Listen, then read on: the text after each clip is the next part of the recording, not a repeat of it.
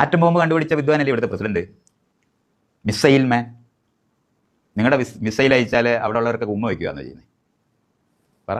ഇദ്ദേഹത്തെ എല്ലാവർക്കും അറിയാമെന്ന് വിചാരിക്കുന്നു. മൈത്രേയൻ ചാനൽ ചർച്ചകളിലും മറ്റും വന്നിരുന്ന് ഓരോ കാര്യങ്ങൾ പറയുന്നത് കേട്ടാൽ ഈ ലോകത്തെ വിവരമുള്ള ഏക വ്യക്തി ഇദ്ദേഹമാണെന്നും ബാക്കിയുള്ളവരൊക്കെ ജീവിക്കുന്നതിൽ പോലും അർത്ഥമില്ല എന്ന് തോന്നിപ്പോകും. അത് എന്തോ ആയിക്കോട്ടെ, ഇപ്പോൾ ചൊറിഞ്ഞ് അബ്ദുൽ കലാം സാറിനെ വരെ ചൊറിയാൻ തുടങ്ങിയ സ്ഥിതിക്ക് രണ്ടു വാക്ക് പറഞ്ഞില്ലെങ്കിൽ എനിക്ക് ഉറക്കം വരില്ല. ഇദ്ദേഹം പറയുന്നത് ആറ്റം ബോംബ് കണ്ടുപിടിച്ചത് അബ്ദുൽ കലാം സാർ ആണെന്നാണ്. എന്നാൽ ആഗോളതലത്തിൽ ആറ്റം ബോംബിന്റെ പിതാവ് എന്നറിയപ്പെടുന്നത് റോബർട്ട് ഓപ്പൻഹൈമറും ഇന്ത്യൻ ന്യൂക്ലിയർ പ്രൊജക്ടിന്റെ പിതാവ് ഹോമി ജെ ബാബയുമാണ്. പിന്നെ എന്തർത്ഥത്തിലാണ് മൈത്രേയൻ എന്ന പണ്ഡിതൻ ആറ്റം ബോംബ് കണ്ടുപിടിച്ചത് അബ്ദുൽ കലാം സാർ ആണെന്ന് പറഞ്ഞതെന്ന് എനിക്കറിയില്ല. അബ്ദുൽ കലാം സാർ ഇന്ത്യയുടെ രണ്ടാം ന്യൂക്ലിയർ ടെസ്റ്റ് ഓപ്പറേഷനായ പൊക്രാൻ 2വിന്റെ ഭാഗമായിരുന്നു എന്നതാണ് വസ്തുത. മൈത്രേയൻ പറയുന്നത് പോലെ ആറ്റം ബോംബ് കണ്ടുപിടിച്ചത് അബ്ദുൽ കലാം സാറേ അല്ല. മിസൈൽ ടെക്നോളജിയിലും സ്പേസ് ടെക്നോളജിയിലും ഒക്കെയുള്ള അദ്ദേഹത്തിന്റെ സംഭാവനകൾ ഒരു ഇന്ത്യക്കാരനും മറക്കാൻ പറ്റാത്തത് കൊണ്ട് തന്നെയാണ് സ്നേഹത്തോടെയും ബഹുമാനത്തോടെയും ഒക്കെ അദ്ദേഹത്തെ മിസൈൽ മാൻ ഓഫ് ഇന്ത്യ എന്ന് വിളിച്ചു പോകുന്നത്. മൈത്രേയൻ പറയുന്നത് പോലെ ശത്രുരാജ്യങ്ങൾ നമ്മെ ആക്രമിക്കാൻ വരുമ്പോൾ